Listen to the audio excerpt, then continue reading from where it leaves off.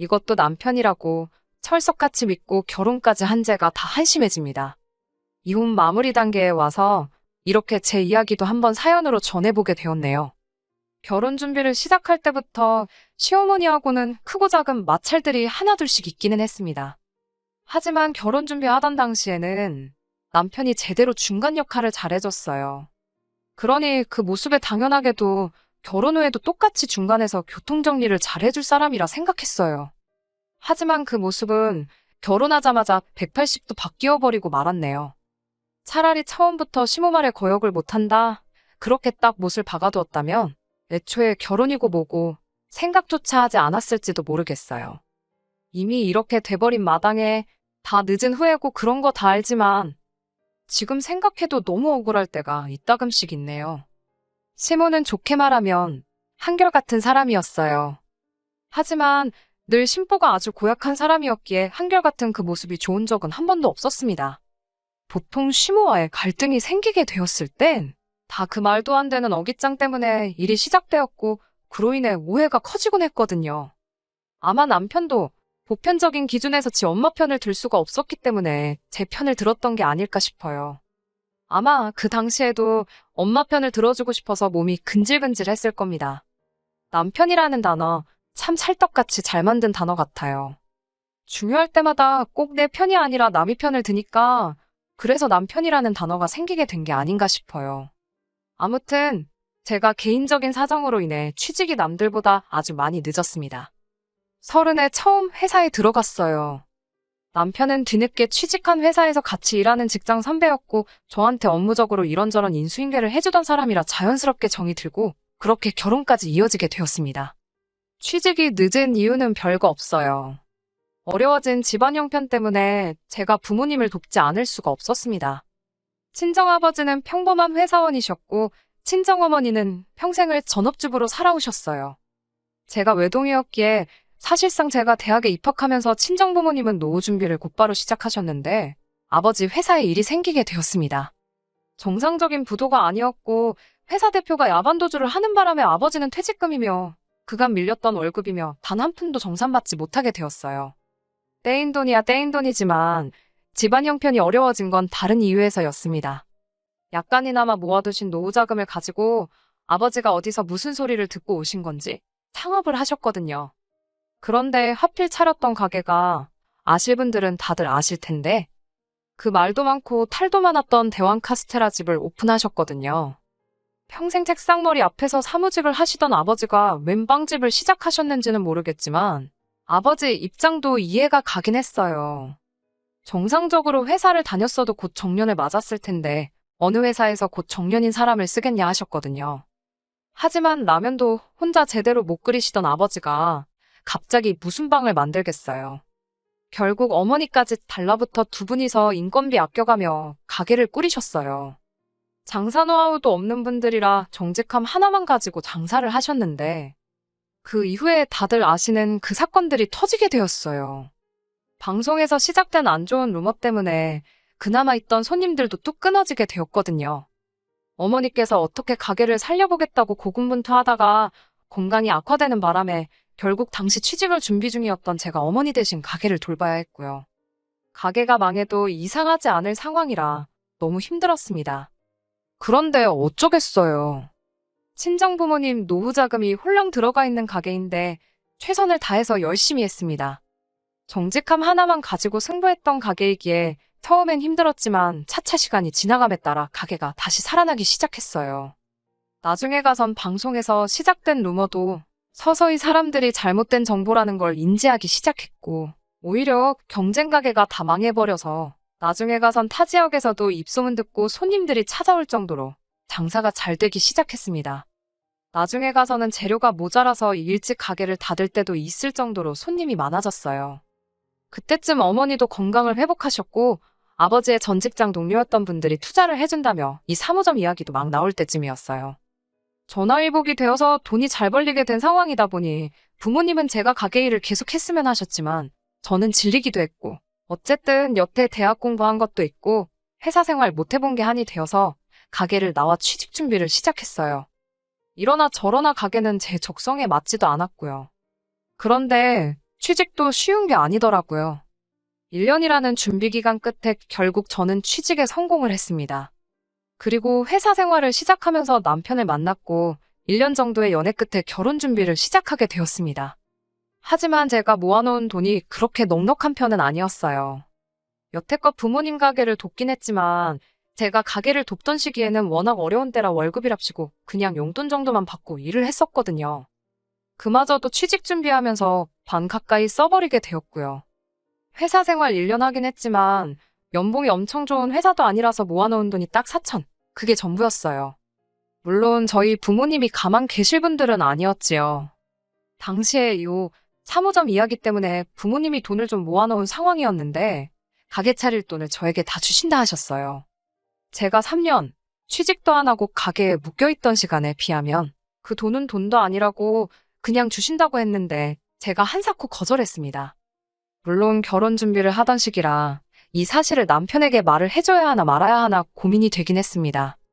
제가 집안 사정 때문에 취직이 늦은 걸 알고 있던 남편이 당시 제 주머니 사정에 대해서 지레짐작을 했었나 봅니다. 그래서 그 상황을 말해주기 전에 벌써 남편이 자기 명의로 된 집도 있고 가전이나 가구도 자기가 쓰던 게 있으니 너는 그냥 몸만 오면 된다는 식으로 이야기를 했어요. 몸만 오라고 해서 좋다구나 하고 결혼을 결심한 건 아니에요. 이러나 저러나 어쨌든 저도 사천이라는 돈이 있으니 해갈 수 있는 건 해갈 계획이었습니다. 그런데 남편의 집에 찾아가 보니 그 돈으로 뭘 하는 것보다 온전히 모아두는 게 낫겠다는 생각부터 들었어요. 남편 명의의 그 집이 남편이 취직 후 얼마 되지 않아 시모가 돈을 보태주면서 사게 되었다고 해요.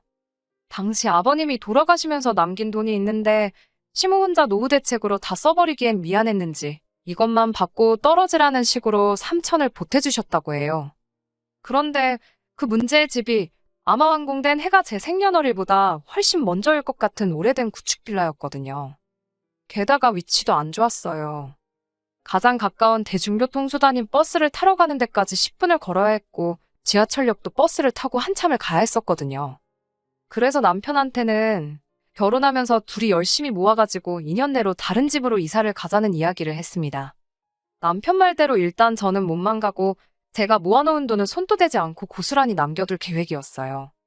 당시 남편과 제 월급을 고스란히 모은다고 해도 서울의 아파트는 꿈도 못 꿀 액수였지만 그때쯤이면 저희 부모님도 체인점 때문에 묶인 돈이 풀려 있을 테고 그때 가서 부모님께 돈을 지원받을 수 있을 거라 생각했거든요. 물론 이 부분에 대해서는 저도 조심스러울 수밖에 없었습니다. 사람 일이라는 게 어떻게 되는 건지 모르잖아요. 더군다나 저희 부모님은 벌써 한번 폭삭망할 뻔한 상황을 겪으시기도 했었다 보니 제가 그 돈을 무조건 해주실 거라는 식으로 미리 말을 꺼내놓을 수는 없는 상황이었어요. 그래서 그냥 그때 상황 봐서 이야기를 하기로 혼자 결정했지요. 이러나 저러나 어쨌든 저도 사천이면 당시 남편 집 시세가 1억 조금 넘는 정도였으니 굳이 따지고 본다면 말 맞다나 맨손으로 가는 건 아니었으니까요. 남편과 저는 합의가 된 일이다 보니 크게 신경을 쓰지 않았는데 시모 눈에는 제가 정말 몸뚱아리만 오는 거라 생각을 했나 봐요.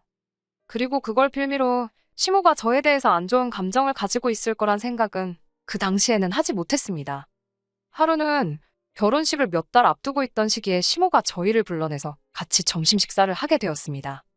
식사가 끝나고 시모가 자기랑 어디 가볼 곳이 있다고 해서 따라갔는데 신혼가전 많이들 사는 대형가전 매장이었어요. 처음엔 왜 여길 오셨는지 의아했지요. 혼수는 따로 없이 새로 집을 장만할 때까진 남편과 서로 돈만 모으기로 했는데 말입니다. 시모는 저를 계속 끌고 다니면서 김치냉장고며 에어컨이며 세탁기까지 신혼가전들을 계속 구경을 하셨어요. 그래서 혹시나 남편이 시어머니한테는 따로 우리 사정을 이야기하지 않은 건가 싶기도 했고 혹시나 결혼한다고 우리 혼수를 해주시려는 건가 싶어서 그때는 감동스럽기까지 했어요. 그런데 그게 아니더라고요. 커다란 냉장고를 두고 저건 어떠냐고 물으시는데 솔직히 남편 집이 평수도 14평짜리고 해서 저런 대형 냉장고가 들어갈 자리가 없었어요. 좁아 터진 현관이나 통과할 수 있을지 싶었거든요. 그래서 제가 마음만 받겠다고 말씀드리려고 나중에 사주셔도 된다고 이야기했는데 시어머니가 사주긴 뭘 사주냐며 정색을 하더라고요. 그러면 이게 다 뭘 보러 온 건가 했더니 요즘 시대에 맨몸으로 시집 오는 여자가 어딨냐며 시어머니 집 가전을 제 돈으로 바꿔놓으라 하는 겁니다. 그거라도 받아내지 않으면 당신이 너무 손해보는 기분이겠다면서요. 다행히 이때는 남편이 시어머니 하는 걸 보고 곧바로 제 편을 들어줬습니다. 이러나 저러나 남편도 솔직히 30년도 넘은 구축빌라에 살면서 내 집장만 했다 하기도 그렇고 출퇴근도 너무나도 고통스러우니 하루라도 빨리 그 집구석을 탈출하고 싶어 했고요. 아무튼 남편이 제가 아무것도 안 해오는 거 아니라고 하지 않았느냐며 중간 역할을 잘해주는 덕에 큰 트러블은 더 일어나지 않았습니다. 시모가 못마땅해 보이는 건 여전했지만 결혼식 직전까지 저한테 따로 금전적인 요구를 하거나 말도 안 되는 어깃장을 부리거나 하는 일은 없었어요. 그런데 결혼식을 올린 이후부터 시모는 은근슬쩍 저한테 말도 안 되는 요구를 해오곤 했습니다. 결혼 전에 시어머니가 남편한테 집 사라고 돈 3천만 원 보태주면서 이걸로 서로 빚진 거 없다는 식으로 이야기를 했다 알고 있었어요.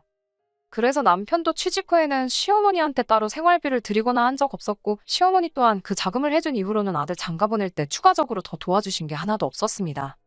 말인즉슨 남편이 이 집에 들어와 살게 된 이후부터는 금전적으로 그 어떤 지원도 하지 않았다는 소리나 마찬가지인데 시어머니가 저희 시골리고 한 달 만에 전화를 와서는 생활비 이야기를 꺼내왔어요. 여태 남편이 어머님께 생활비를 보내주던 것도 아닌데 맞벌이하는 며느리 생겼다고 해서 생활비를 챙겨드릴 이유는 없잖아요. 물론 자식된 도리로 부모님께 용돈 정도 드리는 거 어려운 일 아니고 당연히 할 수 있는 일이겠지만 매달 200만 원씩 달라는 건 좀 어이가 없었어요. 막말로 양가 공평하게 친정에도 똑같이 보낸다고 치면 저희 생활비 하고 나면 많아봐야 50 정도밖에 여유 자금이 남지 않았거든요. 그 돈으로 집 살 돈 모으는 건 꿈도 못 꿀 일이고 말입니다. 그래서 그건 좀 힘들겠다고 거절을 했어요. 한 번은 침대가 낡아서 허리가 아프다고 하면서 무슨 400만 원이나 하는 침대를 어디서 알아오셔가지곤 그걸 사내라 하신다던가. 물론 전부 다 거절했지요. 하지만 결혼할 때와는 다르게 남편은 시모와 저 사이의 일에는 별로 개입하고 싶어 하던 눈치처럼 보이지가 않더라고요. 뭐라 말 좀 해봐라 하면 알겠다고 자기가 말하겠다 대답은 해놓고 정작 시모한테는 한마디도 하지 않았네요. 그리고 그게 기어이 시모와 저 사이의 일을 크게 키우는데 일조를 하게 되었습니다. 시모의 생일을 앞둔 어느 날이었습니다. 다짜고짜 시모한테 갈비찜, 해물탕, 뭐 이런 음식 메뉴들이 적혀있는 카톡이 주르륵 오기에 뭐 먹고 싶어서 저러시나 싶었거든요. 딱 들어도 손이 많이 갈 것만 같고 재료비도 비싼 음식들 목록이 저 두 가지를 포함해 랍스타며 잡채며 계속해서 오더니 마지막 줄에 저보고 그걸 가지가지 준비해서 10인분 정도 해오라는 거예요. 아는 지인들하고 당신 생일 파티를 하기로 했다고 며느리가 생일상 차려오기로 했다고 자랑을 해놨으니 이번만큼은 꼭 자기 말을 따르라더군요. 제가 다니는 회사가 없는 것도 아니고 무슨 수로 그 음식을 하느냐고 했어요. 그랬더니 시어머니가 남자가 집 해오고 여자가 꽁으로 시집을 왔는데 저보고 참 뻔뻔하다면서 그런 것도 못 해오느냐 하더군요. 당신이 저었다면 당신을 업고 있는 상태로 그 음식들 다 준비를 했겠다는 거예요. 누가 들으면 무슨 제가 호화공골에서 사는 줄 알겠다 싶더라고요. 결국 그날 퇴근한 남편한테 시어머니한테 말 좀 해달라 부탁을 했습니다. 그런데 남편은 시모가 어깃장 부리는 소리를 듣고도 제 편이 아니라 시모 편을 들더라고요. 지 엄마가 억지를 부리는 건 맞지만 아주 틀린 말은 하는 건 아니지 않냐면서요. 어쨌든 제가 맨몸으로 시집을 온 거나 마찬가지 아니겠냐고. 그러니 지 엄마가 며느리한테 어느 정도 성의 표시는 받고 싶어 하는데 해주는 게 하나도 없으니 얼마나 서운하겠냐 하는 겁니다. 제가 아무것도 안 해왔다 해도 결혼 전에 모은 돈 고스란히 들고 왔고 이렇게 하기로 한 것도 더 좋은 미래를 위해 지금 좀 참자고 내린 결정인데 내 편이어야 할 남편이 저렇게 나오니 어이가 없었지요. 그래도 제가 아무것도 안 한 건 사실이다 보니 저도 일단 뭐라도 해야지 할 말이 생기지 않겠나 해서 상의 끝에 제 돈으로 100만 원을 보내기로 했습니다. 그런데 시모가 생일이 지나서 아주 노발대발하면서 너는 집 해준 시모가 아주 우습게 보이는가 보다 하면서 참교육을 해준 애 만에 하는 식으로 성질을 부리는 전화를 받게 되었습니다.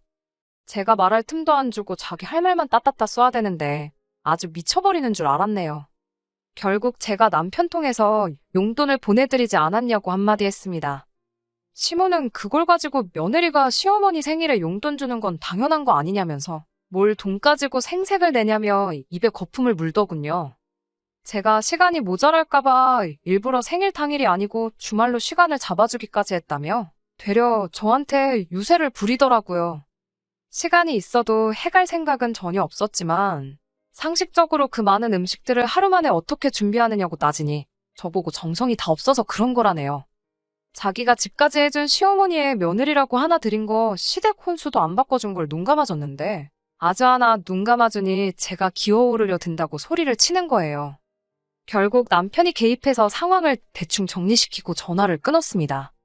저는 아직 화가 가라앉지 않은 상황이어서 남편한테 어머님은 대체 나한테 뭐가 불만이냐 저러시냐면서 화를 냈지요. 남편 입장에서는 자기가 싸움도 말려줬는데 불똥이 왜 자기한테 튀는 거라 생각했는지 오히려 이번엔 저한테 역정을 내더라고요. 저보고 왜 이렇게 시어머니랑 잘 못 지내냐고 하는 거예요. 무리한 요구를 하긴 했지만 그걸 다 들어주지 못해도 두세 가지라도 해가지고 가면 시어머니가 저 정도까지 화를 내지 않으셨을 거라는 거죠. 이를 크게 키운 건 엄마가 아니라 네 잘못이라며 결국엔 지 엄마 편을 들어주더군요. 앞서 말한 것처럼 이런 자식을 남편이라고 옆에 끼고 사는 게 맞나 하는 생각이 들었습니다. 그동안은 제가 어찌어찌 제 선에서 참고 넘어갔고 이번에 처음으로 싸움으로 번진 건데 짧은 결혼 생활이나마 무슨 일이던 간에 무조건 제 편에 서준다던 남편은 고민도 없이 시어머니의 손을 들어주었네요. 그 뒤로는 남편하고 따로 말도 안 하고 지냈습니다. 회사에서도 같이 일을 해야 했기 때문에 고역이었지만 그래도 공과 사는 확실히 구분하기 위해서 회사 일에는 지장 없게 행동했어요. 남편은 이러나 저러나 제 직장 상사의 위치에 있었기 때문에 그 지위를 가지고 저한테 이죽거리면서 사소한 시비를 걸어왔습니다. 회사에선 더럽지만 참았고 집에 와서는 없는 사람인 척 무시하면서 지냈지요. 남편이 먼저 사과해오기 전까진 제가 구태여 먼저 화해의 손길을 내밀 이유도 없다 생각했고요. 그리고 그렇게 냉전 상태로 지낸 지 단 2주밖에 지나지 않은 상황이었습니다. 남편이 일부러 출장 스케줄을 꼬아서 제가 금요일부터 토요일 오후까지 타 지역에 외근을 나가도록 조작을 해놨더라고요. 업무상으로는 중요한 일이었기 때문에 분소리 없이 다녀왔는데 다녀오고 집에 오니 남편이 아주 깜짝 선물을 준비해 놓았습니다. 차라리 주말에 출장을 보낸 게 화해를 하기 위해 깜짝 쇼를 한 거라면 그 정성이 갸륵해서 용서라도 해줬겠는데 그런 선물이 아니었어요. 14평짜리 비좁아 터진 빌라에 혼자 사는 시어머니를 모셔왔더군요. 제가 퇴근 후 공부할 때 쓰던 공부방을 시어머니한테 넘겨놓고선 시어머니가 한동안 같이 지내게 되었으니 그렇게 알라는 겁니다. 제 표정이 단시간에 굳어버리니 시모가 그 틈을 놓치지 않고서는 저한테 시비를 또 걸어오더라고요. 내 돈으로 사준 내 아들 집인데 뭐 놀고 뭐 있냐면서요. 이 집에 제 돈이 10원 한 장이라도 들어간 게 있느냐며 이참에 제가 주제 파악 좀 할 수 있게 만들어주겠다고 하더라고요. 제가 하는 게 결혼할 때 집 해준 시어머니한테 할 태도가 아니라고 이참에 자기 수발 들면서 며느리 도리를 확실히 가르쳐주겠다 그러는데 제가 다 어이가 없었습니다. 꼴랑 3천만 원 보태놓고 으스댈 일인가 싶었습니다. 솔직히 속으로 내 돈 찾아와서 시모 얼굴에 3천만 원 가져다 뿌리면서 그 돈 고스란히 돌려줄 테니 이 집에서 나가라고 할까 생각도 싶었는데 제가 피땀 흘려 번 돈인데 그걸 그렇게 시모한테 돌려주고 싶은 생각은 추호도 없었어요. 저한테 말도 없이 시어머니 데리고 온 남편도 결국 한통속 아니겠나요? 시어머니가 얼마나 남편을 가스라이팅을 해댄 건지 옆에서 시모를 거들면서 엄마가 틀린 말 하는 거 없지 않냐고 하면서 그냥 이쯤에서 잘못한 거 인정하고 사과하면 어머니는 집으로 돌려보내겠다고 제안을 해오는 겁니다. 남편도 시모와 같은 생각을 하고 있는 거지요. 집이라고 솔직히 요즘 부동산 경기에 팔리겠나 싶은 집을 가지고선 저렇게 생색을 내니 뼈 빠지게 벌어서 남편과 둘이 더 좋은 집으로 이사갈 계획을 세웠던 제가 다 바보 같더군요. 그래서 니네 엄마는 네가 실컷 모시라 말하고 저는 짐 싸들고 친정으로 나왔습니다. 남편은 저보고 크게 실수하는 거라고 하면서 이걸 가지고 이혼을 할 거냐며 울음장을 놓더라고요. 이혼해달라 하면 해주겠다고 큰 소리를 치면서 저보고 회사는 이제 다 다닌 거나 마찬가지라고 협박까지 하는데 그때 아차 싶긴 했어요. 큰 회사는 아니지만 제가 뒤늦게 힘들게 들어간 회사였기도 하고 짐 싸들고 집에 가는 내내 몇 번이나 발걸음을 돌릴 뻔했지만 꾹 참고 친정으로 갔습니다. 친정 부모님은 저를 보고 화들짝 놀라서 무슨 일이냐 물어보셨어요. 자초지종을 말하니 친정 부모님이 당신들 생각이 있으시다며 당장 남편을 집으로 부르라 하시더군요. 남편은 제 연락을 받고는 얼마 지나지 않아 친정집으로 찾아왔어요. 어깨에 힘이 잔뜩 들어간 게 아무래도 친정부모님이 이번 일을 두고 중재를 서주시려고 하니 여전히 자기는 아무 잘못 없는 걸로 생각하는 것 같더군요.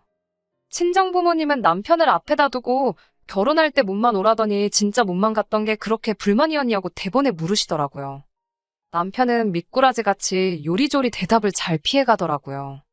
다억지나 마찬가지인 궤변에 불과했지만 여전히 결혼할 때 제가 몸만 온 건 사실이니 그걸 가지고 물고 늘어졌어요.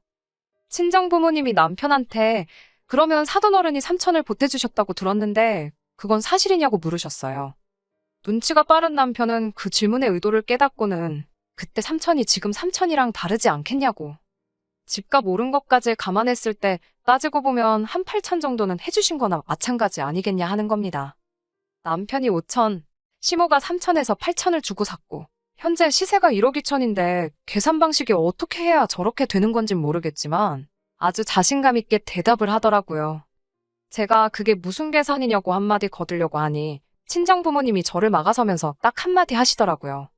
그럼 당장 그 집 팔아서 냉큼 사돈께 8천을 돌려주고 오라시더군요. 그러면 친정집을 저한테 증여를 해주겠다 하시는 겁니다. 당신들은 그냥 가게 근처에 적당한 월세 구해서 살면 된다고요. 대신에 시모 앞으로 8천이 돌아가면 그 집을 살 당시에 5천을 투자했던 남편 몫은 못해도 1억은 되지 않겠냐 하시면서 절반을 들여서 이 집 혼수로 가득 채워오고 나머지 절반은 가게의 설비를 바꾸고 싶으니 집 해주는 초가 혼수해준다 생각하고 남은 돈을 다 해오라시더라고요. 남편은 대번에 얼굴이 굳더군요. 그도 그럴 게 어디서 많이 들은 상황 아니겠어요? 시모가 저한테 몸만 오는 게 말이나 되냐면서 제가 모은 돈으로 혼수를 요구했던 걸 똑같이 말씀하셨던 거예요. 친정집이 못해도 6억 정도 나가는데 집값 차이만 계산해봐도 남편한테 1억치 혼수를 요구하는 게 친정부모님 입장에서 못할 소리는 아니셨던 거죠. 남편은 시모 챙겨준다고 시모 몫을 8천으로 부풀려 불렀던 탓에 그 돈을 돌려드리면 당장 자기가 어떻게 1억을 해올 수 있는 상황이 아니란 걸 알았는지 대번에 그건 좀 안 되겠다고 하더라고요. 그러면서 저를 걸고 넘어지는데 결국 저도 혼수 아무것도 안 해오고 몸만 오지 않았냐면서 자기도 똑같이 몸만 오겠다고 하는 겁니다. 친정부모님은 그것까지 예상하셨다는 듯이 그러면 그렇게 하라고 대답하시면서 대신 방 한 칸은 비워두라고 하시대요. 사위가 집 해주는 장인장모 모신다고 할 줄은 몰랐다고 너스레를 떠시면서 집을 증여해줬는데 몸만 올 거면 당연히 사위가 당신들 모시고 사는 게 맞지 않겠냐며 너털웃음을 지으시는데 자신만만하던 남편이 당황해서 말 한마디도 못하는 꼬락서니를 보니까 제 속이 다 시원하더군요. 그때 깨달았어요. 친정부모님이 이 결혼을 유지시켜주기 위해 중재를 서주시려던 게 아니라 몸만 오라고 먼저 말해놓고는 결혼하자마자 말 바꿔서 시모가 저 막대하는 게 당연하다는 식으로 나오는 남편을 한 방 먹여주려 하셨다는 걸 말이지요. 그래서 집 같은 거 해주실 필요 없다고 친정부모님 앞에 나 저 자식하고 이혼할 거라고 선언을 했습니다. 남편은 화들짝 놀라더라고요. 사실 자기도 그 썩어빠진 집 같지도 않은 집에서 빨리 탈출하고 싶었고 이번 기회에 그 집구석에서 탈출하나 싶었는데 제가 이혼하자고 나오니까 말이죠. 남편이 다른 말로는 저를 못 잡을 것 같으니 저한테 회사는 어쩌고 이혼하자는 말이 나오냐 하더라고요. 그래서 제가 콧방구 크게 한번 끼워주고는 그깟 회사 안 나가도 그만이라고 말했습니다. 한 달 월급 300 벌자고 내가 평생을 너랑 너네 엄마한테 무시당하면서 살게 생겼냐고 소리쳤어요. 결국 남편하고는 그렇게 이혼 수속을 밟기 시작했습니다. 웃긴 건 제가 회사에 사표를 내러 갔을 때예요. 회사 대표님이 연애 시작했을 때부터 헤어지면 둘 중 하나 그만둘까봐 걱정스러웠는데 일이 이렇게 될 줄은 상상도 못했다면서 유감을 표하더군요. 그런데 저한테 제안하길 오히려 남편을 해고할 테니 저보고 계속 회사를 다녀주면 어떻겠냐는 겁니다. 남편이 근무 태도도 성실한 편이 아니고 2년 조금 안 되는 기간 동안 저를 지켜봐온 결과 회사에 고인물보다는 신선한 동력이 필요한 것 같은데 작은 일에도 열정적인 저를 놓치는 것보다는 발전할 생각이 없어 보이는 남편을 자르는 게 회사로서는 더 이득이 아니겠냐 하면서 말이지요. 그렇게 남편은 회사에서도 잘리게 되었어요. 사실 저는 부모님 가게에서 다시 일을 시작할 예정이었는데 회사 생활은 제가 아쉬움이 남기도 했고 무엇보다 제가 남으면 남편이 잘리게 되는 건데 그 제안을 받아들이지 않을 이유가 없겠더라고요. 그렇게 실직자가 돼버린 남편은 그 잘난 집을 팔아서 시모 밑으로 들어가게 되었다고 합니다. 시세도 1억 2천이라 집값으로 재미도 못 봤는데 그나마도 요즘 경기에 팔리지가 않아서 금매로 시세보다 헐값에 정리했다는 말을 들었을 때는 속이 다 후련하더군요. 옛말 틀린 거 하나 없는 것 같아요. 고생 끝에 낙이 오는 건 저도 저희 부모님도 직접 경험한 일이고 뿌린 만큼 거둔다는 말도 지금 남편과 시모를 두고 딱 어울리는 말이 아닐까 싶습니다.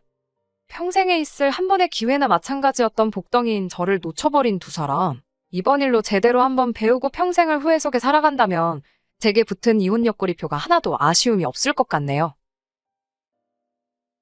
끝까지 들어주셔서 감사합니다. 오늘의 사연은 여기까지입니다. 구독과 좋아요, 알람 설정 부탁드리고 더 좋은 사연으로 다시 찾아뵙겠습니다. 감사합니다.